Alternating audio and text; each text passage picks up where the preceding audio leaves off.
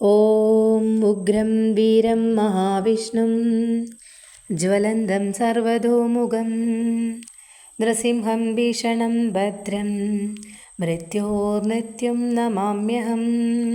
ഈ തിന്മയുടെ കുടൽമാല പിളർന്ന് നന്മയെ അനുഗ്രഹിക്കുവാൻ വേണ്ടി ഭഗവാൻ ശ്രീമൻ നാരായണൻ നരസിംഹമായിട്ട് അവതരിക്കേണ്ടായി അല്ലേ?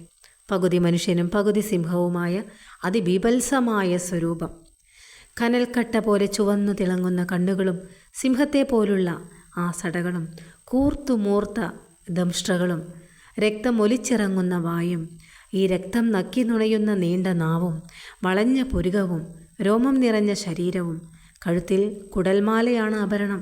സാക്ഷാൽ ഭഗവാൻ ശ്രീ മഹാവിഷ്ണു തന്നെയാണ് ഈ രൂപത്തിൽ അവതരിച്ചിരിക്കുന്നത്. വൈകുണ്ഠത്തിലെ ദ്വാരപാലകന്മാരായ ജയവിജയന്മാർ ശാപമേറ്റ അസുരന്മാരായിട്ട് കശ്യപൻ്റെയും തിഥിയുടെയും പുത്രന്മാരായിട്ട് പിറക്കേണ്ടായി. അതിൽ ഒരുവനായ ഹിരണ്യാക്ഷനെ ഭഗവാൻ തന്നെ വരാഹരൂപം ധരിച്ച് വധിക്കേണ്ടായല്ലോ. അവൻ്റെ സഹോദരനായ ഹിരണ്യകശിപുവിനെ വധിക്കുവാൻ വേണ്ടിയാണ് ഭഗവാൻ നരസിംഹമായിട്ട് അവതരിച്ചത്. സഹോദരനെ വധിച്ചതിൻ്റെ പകരം വീട്ടാനായിട്ട് ഹിരണ്യകശിപു ദേവന്മാരെയും മുനികളെയും എല്ലാം പേടിപ്പിക്കേണ്ടായി. കൂടുതൽ ശക്തി ലഭിക്കുന്നതിനായിട്ട് ഹിരണ്യകശിപു മന്ദരപർവ്വതത്തിൽ പോയി ബ്രഹ്മദേവനെ പ്രീതിപ്പെടുത്തുവാൻ വേണ്ടിയിട്ട് 100 സംവത്സരം, ഇനി അതിലും കൂടുതൽ ഉണ്ടോ എന്നാണ് സംശയം, കഠിനമായ തപസ് അനുഷ്ഠിക്കേണ്ടായി. ആ തപസ്സിൻ്റെ കാഠിന്യം കൊണ്ട് ബ്രഹ്മദേവൻ പ്രത്യക്ഷപ്പെടുകയും തനിക്ക് ബ്രഹ്മാവ് സൃഷ്ടിച്ച ജീവജാലങ്ങളിൽ നിന്നൊന്നും തന്നെ മരണം പാടില്ല, മാത്രമല്ല ആകാശത്തിലും ഭൂമിയിലും വെച്ച് മരണം പാടില്ല, രാത്രിയിലും പകലും മരണം പാടില്ല, ഒരു തരത്തിലുള്ള ആയുധങ്ങൾ കൊണ്ടും മരണം സംഭവിക്കുവാൻ പാടില്ല, ഇനി പോരിൽ തനിക്ക് തുല്യരായിട്ട് ഈ ലോകത്ത് ആരും തന്നെ ഉണ്ടാവരുത്. ഇങ്ങനെയൊക്കെയുള്ള വരങ്ങളാണ് ഈ ഹിരണ്യകശിപു ആവശ്യപ്പെട്ടത്. ബ്രഹ്മദേവനാവട്ടെ ഈ വരങ്ങളെല്ലാം നൽകി അപ്രത്യക്ഷനാവുകയും ചെയ്തു. പിന്നീട് ഈ വരബലത്താൽ മതോന്മത്തനായ ഈ അസുരൻ 3 ലോകങ്ങളെയും കീഴടക്കി ഭരിക്കുവാൻ തുടങ്ങി. ആരും തന്നെ ഭഗവാൻ ശ്രീ മഹാവിഷ്ണുവിനെ പൂജിക്കരുത്, മാത്രമല്ല തന്നെ പൂജിക്കുക, ഹിരണ്യായ നമ എന്ന് ജപിക്കുക എന്നായിരുന്നു ആജ്ഞ. ചാരന്മാരെ വിട്ട് അന്വേഷിക്കുകയും ചെയ്തുകൊണ്ടിരുന്നു ഈ അസുരൻ. നാരായണ നാമം ജപിക്കുന്നവരുടെ നാവ് പിഴുതെടുക്കുകയും ചെയ്തിരുന്നു ഇവർ. സജ്ജനങ്ങളും ദേവന്മാരും ഋഷിമാരും ഭഗവാനോട് പരാതി ബോധിപ്പിക്കേണ്ടായി. പിന്നീട് അങ്ങനെ ഭഗവാൻ അവരെ സമാധാനപ്പെടുത്തി പരിഹാരമുണ്ടാക്കാം എന്ന് ഉറപ്പ് കൊടുത്തു. അങ്ങനെ ഹിരണ്യകശിപുവിൻ്റെ 4 പുത്രന്മാരിൽ മൂത്ത പുത്രനായ പ്രഹ്ലാദൻ, അതായത് കശ്യപൻ്റെയും തിഥിയുടെയും പൗത്രൻ, ഈ കുട്ടി സത്യസന്ധനും സദാചാരനിഷ്ഠനും ജിതേന്ദ്രിയനും വിഷ്ണുഭക്തരിൽ അഗ്രഗണ്യനുമായിരുന്നു.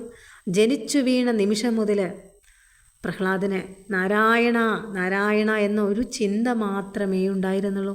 ഹിരണ്യകശിപു തപസ്സിന് പോകുന്ന സമയത്ത് ഭാര്യ കയാതു പ്രഹ്ലാദനെ ഗർഭം ധരിച്ചിരിക്കുകയായിരുന്നു. ഈ തക്കം നോക്കിയിട്ട് ഇന്ദ്രൻ അസുരന്മാരെ തോൽപ്പിച്ചിട്ട് കയാതുവിനെ പിടിച്ചുകൊണ്ട് പോവുകയായിരുന്നു. ഇത് കണ്ട നാരദമുനിയാണ് ഇന്ദ്രനോട് താൻ ചെയ്യുന്നത് ഏറ്റവും വലിയ തെറ്റാണെന്നും കയാതുവിൻ്റെ ഗർഭത്തിൽ കിടക്കുന്ന കുഞ്ഞ് മഹാഭാഗവതനും ബലവാനും മാത്രമല്ല സാക്ഷാൽ ഭഗവാൻ ശ്രീമൻ നാരായണൻ്റെ അറിവോട് കൂടിയിട്ട് ഭഗവാന്റെ ഭക്തനായിട്ട് ജനിക്കുന്ന കുഞ്ഞാണെന്നും പറഞ്ഞു. ഇത് കേട്ട് ഇന്ദ്രൻ എന്ത് ചെയ്തു? കയാതുവിനെ വിടുക മാത്രമല്ല പ്രദക്ഷിണം വെച്ച് മാപ്പപേക്ഷിക്കുക കൂടി ചെയ്തു. നാരദര് കയാതുവിനെ തൻ്റെ ആശ്രമത്തിലേക്കാണ് പിന്നീട് കൂട്ടിക്കൊണ്ട് ചെന്നത്. ഉള്ളിൽ കിടക്കുന്ന കുട്ടിയെ ഉദ്ദേശിച്ചിട്ട് നാരദമുനി പിന്നീട് എന്താണ് ചെയ്തത് നോക്കൂ. അമ്മയ്ക്ക് ധർമ്മസ്വരൂപവും ആത്മജ്ഞാനവും ഉപദേശിച്ചു കൊടുക്കേണ്ടായി. ഗർഭസ്ഥ ശിശു ഇതെല്ലാം നല്ലവണ്ണം പഠിച്ചു. ഇങ്ങനെയാണ് പ്രഹ്ലാദൻ ജന്മനാ ഭാഗവതോത്തമനായി മാറിയത്. ഹിരണ്യകശിപു തൻ്റെ മകനെ വിദ്യ അഭ്യസിപ്പിക്കുന്നതിനായിട്ട് പിന്നീട് അസുരഗുരുവായ ശുക്രമുനിയുടെ പുത്രന്മാരായ ഷണ്ഡൻ്റെയും അമർക്കൻ്റെയും പക്കൽ ഏൽപ്പിക്കേണ്ടായി. കുറച്ചു നാൾ കഴിഞ്ഞ് മകനോട് ഇതുവരെ പഠിച്ചതിൽ ശ്രേഷ്ഠമായിട്ടുള്ളത് എന്താണെന്ന് ചോദിച്ചു ഹിരണ്യകശിപു. അതിന് മറുപടിയായിട്ട് പ്രഹ്ലാദൻ, ഞാൻ നല്ലതു മാത്രമേ പഠിച്ചിട്ടുള്ളൂ പിതാവേ. നാനാജഗദ്ഗുരുമാധവൻ കല്യാണവാരിധി താൻ പാദസേവയിൽ മീതെ നമുക്കേതുമില്ലെന്നതെന്നുടെ ചേതസി നന്നായുറച്ചിതു കേവലമെന്ന് പറയേണ്ടായി. അതായത് ഭഗവാന്റെ പാദസേവയ്ക്കു മീതെയായിട്ടൊന്നുമില്ല എന്നാണ് പ്രഹ്ലാദൻ പറഞ്ഞതിൻ്റെ അർത്ഥം. ക്രുദ്ധനായ ഹിരണ്യകശിപു തൻ്റെ മകനെ ശാസിക്കുകയും വിഷ്ണുഭക്തി മാറ്റിയെടുക്കുവാൻ വീണ്ടും ശുക്രപുത്രന്മാരോട് ആജ്ഞാപിക്കുകയും ചെയ്തു. ഇതിനിടയിൽ നോക്കൂ, പ്രഹ്ലാദൻ തൻ്റെ കൂട്ടുകാരെയും ഭഗവത് ഭക്തരാക്കി മാറ്റി. ഹിരണ്യകശിപു പ്രഹ്ലാദനെ കൂടുതൽ പീഡിപ്പിക്കുവാൻ തുടങ്ങി. അങ്ങനെ ഈ രാക്ഷസന്മാരുടെ കയ്യിൽ ആയുധങ്ങൾ കൊടുത്ത് പിന്നീട് ഹിരണ്യകശിപു തൻ്റെ മകനെ കൊല്ലാൻ നോക്കി. എന്നാലോ രാക്ഷസര് ഭഗവാന്റെ മായയാൽ തങ്ങളിൽ തന്നെ വെട്ടിമരിക്കേണ്ടായി. ഇനി ആനയെ കൊണ്ട് കുത്തിക്കൊല്ലാനും ശ്രമിച്ചു. പക്ഷേ ഭഗവാന്റെ മായയാൽ ആനകളുടെ കൊമ്പൊടിഞ്ഞു പോയി. എന്നിട്ട് ഈ ആനകൾ പ്രഹ്ലാദനെ നമസ്കരിച്ചുവെത്രേ. പിന്നീട് ചെയ്തത് അഷ്ടനാഗങ്ങളെ കൊണ്ട് കടിപ്പിക്കുവാനും നോക്കി. പക്ഷേ അവിടെയും പ്രഹ്ലാദന് വിഷബാധയേറ്റില്ല. കയ്യും കാലും കെട്ടി അഗ്നിയിലിട്ടു കുട്ടിയെ.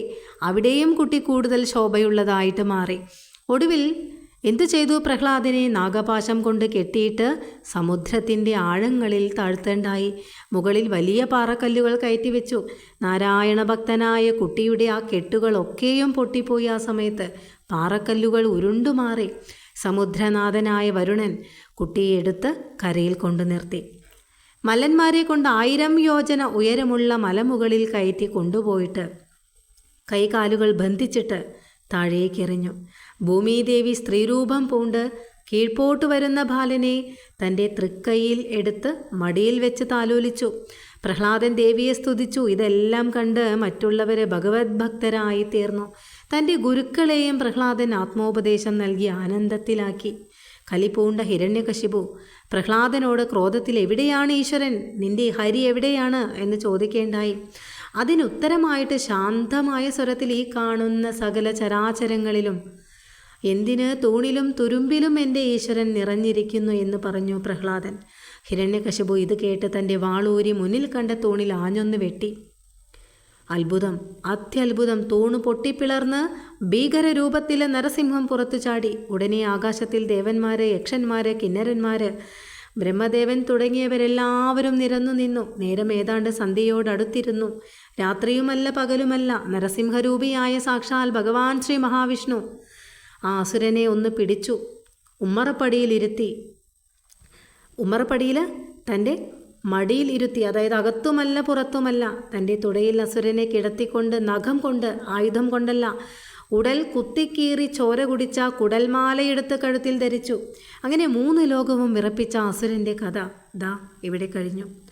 പരമേശ്വരനും ബ്രഹ്മാവും ദേവേന്ദ്രനും ഹരിയെ സ്തുതിച്ചു. ആ സമയത്ത് ആർക്കും തന്നെ ആ ഭഗവാന്റെ അടുത്തേക്ക്, നരസിംഹ ഭഗവാന്റെ അടുത്തേക്ക് ചെല്ലാൻ ധൈര്യമുണ്ടായിരുന്നില്ല. അത്രയ്ക്കും ഭയമായിരുന്നു. ഒടുവിൽ ബ്രഹ്മദേവൻ്റെ നിർദ്ദേശപ്രകാരം പ്രഹ്ലാദൻ ഭഗവാന്റെ സമീപത്ത് ചെന്ന് സ്തുതിച്ചപ്പോൾ ഭഗവാൻ ശാന്തസ്വരൂപനായി മാറി. പ്രഹ്ലാദനെ ആശ്ലേഷിച്ചിട്ട് അപ്പോഴത്തെ ആ മന്വന്തരകാലം അസുരാധിപനായിട്ട് വാഴാൻ സർവ്വവിധ അനുഗ്രഹങ്ങളും നൽകി നരസിംഹ ഭഗവാൻ അനുഗ്രഹിച്ചു പ്രഹ്ലാദനെ. നാരായണ.